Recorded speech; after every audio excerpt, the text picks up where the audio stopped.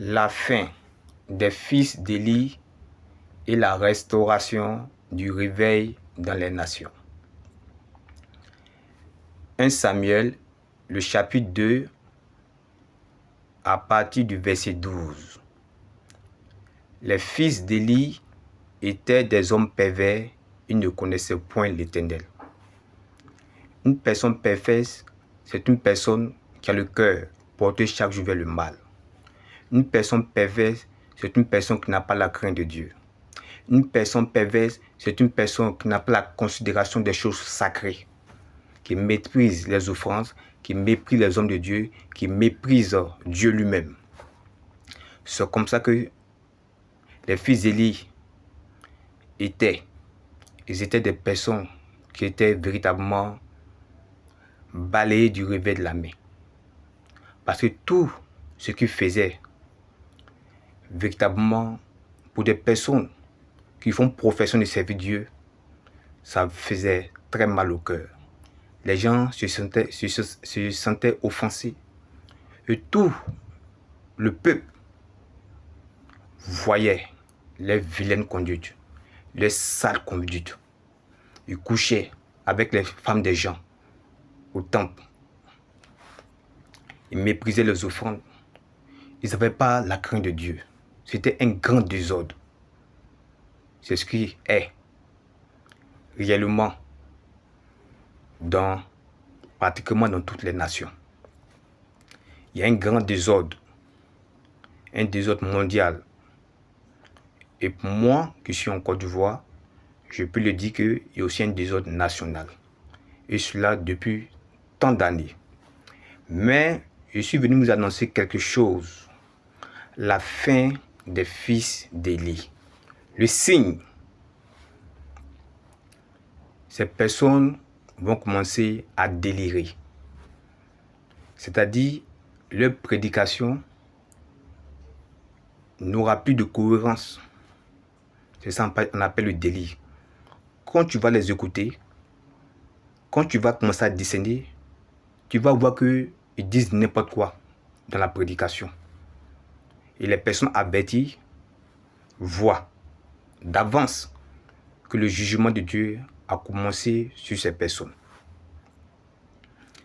Bien-aimés dans le Seigneur, le nom de Dieu ne sera pas éternellement blasphémé sur la terre. Dieu, s'est réservé des personnes qu'il a déjà établies ou qu'il va établir. Oui, des Samuel. Les fils d'Élie, Dieu va tenir la page et Dieu va établir des Samuel. C'est-à-dire des réformateurs, des personnes qui vont réformer l'évangile dans le monde entier. Dans le monde entier. Et j'espère que tu feras partie de ces personnes-là. De ces Samuel que Dieu va établir. On constate que lorsque Samuel est venu, qu'est-ce qu'il a fait? Il a réformé beaucoup de choses. Il a fondé le royaume d'Israël. Il a établi un roi. Prépare-toi à la rencontre de ton Dieu. Prépare-toi à la rencontre de ton Dieu. Lorsque la page sera tournée, les gens maintenant iront apporter cette restauration, cette réforme un peu partout dans le monde entier. C'est ça, la restauration du réveil. Le réveil, c'est l'évangile, la croix qui est prêchée, la prédication de la croix, qui produit la repentance et ensuite le baptême du Saint-Esprit. En fait, les croyants maintenant commencent à prier. C'est ça le signe d'un véritable réveil. La prédication de la croix, la repentance et le baptême du Saint-Esprit. Lorsque les chrétiens de ta communauté véritablement sont enflammés du feu de Dieu, tu auras une église vivante, plus que vivante. Apprêtons-nous, Dieu fera éclater sa gloire très bientôt. Le nom de Dieu ne sera pas blasphémé éternellement. J'aimerais dire à tous les bien-aimés dans le Seigneur, c'est vrai que vous voyez certaines personnes qui marchent en ennemi de la croix de Christ, qui ont des écarts de conduite et qui blasphèment le nom de Dieu.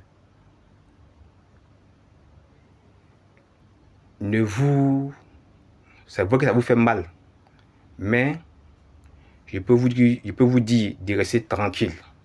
Voilà, tranquille. Tout le monde sait que ce sont de fausses personnes. C'est pas toi seulement qui sais. Tout le monde, même ceux qui ne connaissent pas Dieu, ils savent qu'un serviteur de Dieu, un chrétien, il a une manière de se comporter. Salut, que Dieu te bénisse et que le Seigneur illumine les yeux de ton cœur et qu'il te fasse connaître le Christ, le Fils du Dieu béni, le Dieu véritable. Amen.